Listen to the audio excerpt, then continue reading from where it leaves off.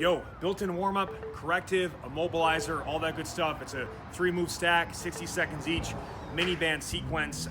You might want to go with one or more of those flimsier rubber mini bands. You can get them anywhere, Amazon, Target, I think.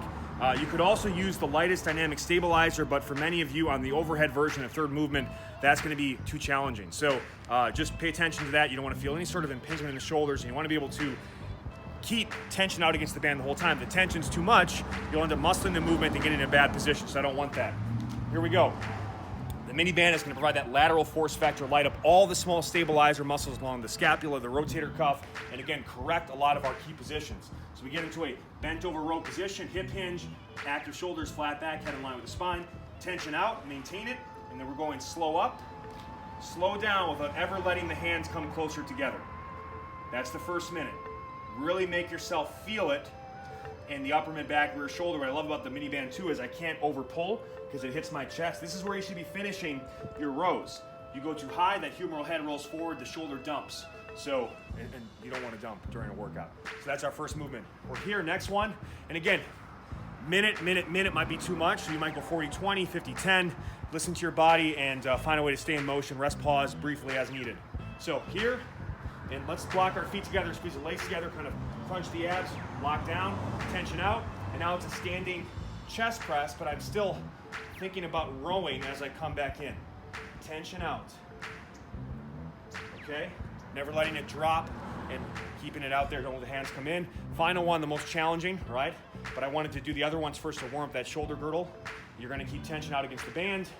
And then from there, I'm going to reach up, press, hold, pull down. So you're doing overhead press on the way up, a pull down on the way down, keeping tension out against the band, palms facing, all right? And what I like to block the feet together because this is what I don't want to do, right? If I go here, I can get into extended back positions to falsify the range of motion. So again, root yourself down, lock yourself in, tension out, reach, and it's as much of a core move as it is a shoulder move. Do it. Yo, landmine core shoulder complex. We've got a barbell put into a corner of a wall or a landmine post. This is one of the things that was required for this program, so you need to have it. You don't need the attachments, but they really do help. These pure motion attachments. Go to GorillaCornGainz.com. You get 10% off all the attachments or all pure motion equipment with my coupon code, TheDailyBJ. You can quickly take it and put it onto the other end, secure it. It gives you space and separation from the plates. It also provides a more grip-friendly option. You can do all these moves without it, okay? And just hold the other end, but again, this will make a difference. Just gonna put it on for our purposes here. Here we go. So, first movement is the most challenging. That's why we're gonna start with it. You just start with the unloaded bar, or even a shorter, lighter bar than a typical 45-pound Olympic bar. This first one is tough, and we really gotta focus on getting the movement through the hips and the upper back, nothing at the lower. So, get our good stance. I'm gonna pivot my feet, rotate the hips, twist up, pull for a count. See how that back, that pivot? So I'm stretching this hip flexor, squeezing the glute, and also mobilizing my T-spine upper back, coming right back through, holding it like a baseball bat. Up, twist, twist, own each position, all right? That is the first movement. You're gonna go right from here to here, and now Grappler's hip twist, or Grappler's twist. Here, pivot the feet, rotate the hips. It's a slow, controlled movement. It's not fast. Doing a minute, so you can't go crazy with this. And then we finish side-to-side press. If you want to go on the balls of the feet, get athletic, you can. And I'm just going to go right through. Shoulder, shoulder. I actually like the toe version because you get a little low quad stress and calf work, a little more stability demands. It's also more, think about, playing sport. You're going to be here if you're pushing against a forward object or opponent, just going side to side. 1 minute each of those. Again, it looks easy, but 3 minutes of tension, triplanar core work, smoking the shoulders. It'll get you ready for the stuff to come. Go empty bar. You can always add plates from there. Yo, one of my favorite ways to do rows is in a standing position for a couple reasons. One, much safer on the spine, especially for longer durations of time. You also, especially in a split stance, get a ton of glute ham work. And the way that your body works, the opposite shoulder hip have a unique connection, so let's engage that and use it. You can go band on this, you can go cable. I just have a band and an anchor point. I put a gymnastics ring, just looped it in. You could also use the band handles that we recommend from RBT, resistance band training. So you've got options that way. You can go with a cable stack. I'm also showing my favorite way to do rows, period, is on a flywheel. I've got a vertical column. This is my cable setup at home. It's much more affordable and much smaller footprint than a typical cable stack. But you've got so many options. Every hotel gym now seems to have a cable stack as well, so this is very accessible. I'm going to get enough tension in the band. Right hand loaded, left leg forward, and I want to allow it.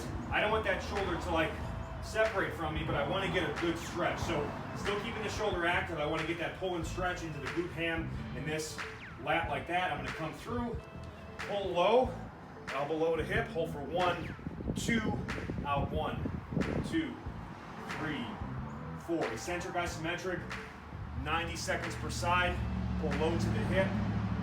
All right, and keep repeating that pattern. Get that stretch, and again, you might feel this to be even more of a glute ham movement, especially if they're weak for you. They'll do both sides. Now here's let me just show this in action. This will require you to not use that slow tempo I showed because it's an enhanced eccentric movement.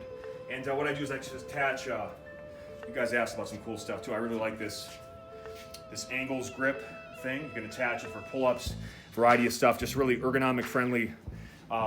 Good for the wrist, the hand, elbow. So the flywheel, the faster I pull it, the faster it pulls back, and that's what overloads me eccentrically. So I'm not using that eccentric isometric tempo, but because of the nature of the movement, it becomes a really highly emphasized eccentric movement, and I love doing this for 90 seconds per side. I just get as many reps as I can, switch sides and repeat. Just want to show it. Many of you have asked me, you're trainers and want to see the latest, coolest stuff. So I pull, I get positioned properly. First couple reps are just kind of getting the groove of the movement, and then here we go.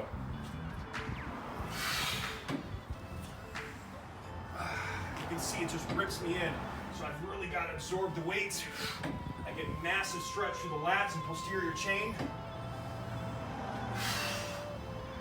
and that one really adds up. And you can adjust the size of the flywheel. You can put multiple flywheels on. Again, you want to see what I'm doing, I'll use that a lot, but I'll also still use the band cable options as well. But that is, I think, one of my favorite back exercises, period. Yo, this is the killer chest, shoulder, tricep stack. You're going weak side, right side, then double arm. By the time you get to the double arm, it's gonna feel like single arm because of the pre-fatigue. Crazy time in your tension, going landmine setup. It won't take a lot of weight to start empty bar and see how it feels. You can always add the plates. Ideally add the Warhammer too. It's a nice attachment. You can also do this just by grabbing the other end of the bar, but I like this in particular because it really makes for a nice band attachment. And the band attachment is key because when you do traditional landmine presses, there's like no tension here. And what we do want for shoulder health is to train you how to get that fully protracted scapular position to engage your serratus anterior muscles alongside the ribs. Very important for shoulder health, and just makes it also so there's minimal band tension here where your joint is technically at its biggest risk of injury, and you get most tension here where it's at its strongest. So it's that strength curve is very joint friendly. I like that a lot. So here we go, we're locked in, get positioned properly, push, and this is a controlled tempo, but we're not going true eccentric isometric. Just pump out as many reps as you can. On that weak side, you're gonna need time to transition between legs, so it's more like a 50-10, most likely, right? We're locked in, try to match the reps on this side, get that full range of motion, push all the way through, all right? And then we finish, get the other leg in, and now we're just making sweet titty butter right here. Do the best you can to hang in it, and you'll pump it out. If you pause right here. Don't let it rest in the chest, keep tension, all right? That last minute, try to double your reps. If you got, let's say, 12 on the left, 12 on the right, get 24. It's a great challenge, and again, you won't need a lot of weight, but it's on your feet, it's functional, the most shoulder-friendly pressing option out there. You add the band, everything is better with bands. If you didn't know, now you know. Yo, round 5, classic arm pump. We're going low anchor point, band or cable, your call. 90 seconds, biceps, 90 seconds, triceps. You combine the biceps and triceps, you get the whole arm ceps. Okay, here we go. We're gonna lock in. You can go overhand and add a twist and rotation, or you can stay underhand the entire way. And all we're gonna do is root ourselves down, clench the glutes, abs crunched. Common theme throughout, isn't it? And we're gonna squeeze, lower and control. Squeeze, lower and control. Trying to get as many quality reps as we can in 90. Just when the biceps are about to explode. Watch this. They can't teach you this. Okay, and we get right into the triceps. You can, again, I like to go block like this. This is, by the way, one of the best ways to mobilize your shoulders, upper and back triceps. You can do this good deep stretch, and I'm gonna press through, lower and control, extend through. All motion is through my elbow. Shoulders maintained, the upper arm is locked in that position right there. Good stretch, abs crunch and engage, squeeze, and keep those palms facing forward the whole way to really almost kind of turn the thumb in a bit to really maximize the stretch. Externally rotate that shoulder joint, and again, where mobility meets muscle. And also, the long head of your triceps, that flap, that good old-fashioned turkey arm that we want, like when it's developed, not like fat, like muscle hanging, is that because the long head of your tricep attaches into the scapula, you target it more in the overhead arm movements, and it's one of the quickest way to add mass to the triceps, which is 2/3 or more of your arm mass anyway. So if you want big guns, triceps are more important than the biceps. We're gonna do both, okay? We're gonna do both.